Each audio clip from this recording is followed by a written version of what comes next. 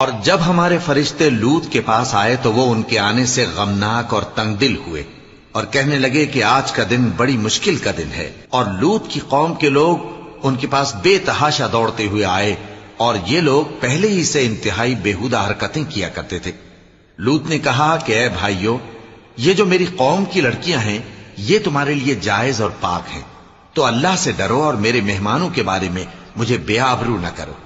کیا تم میں کوئی بھی شائستہ آدمی نہیں؟ وہ بولے، تم کو معلوم ہے کہ تمہاری ان بیٹیوں کی ہمیں کچھ حاجت نہیں، اور جو ہماری غرض ہے اسے تم خوب جانتے ہو۔ لوط نے کہا، اے کاش مجھ میں تمہارے مقابلے کی طاقت ہوتی، یا میں کسی مضبوط قلعے میں پناہ لے لیتا۔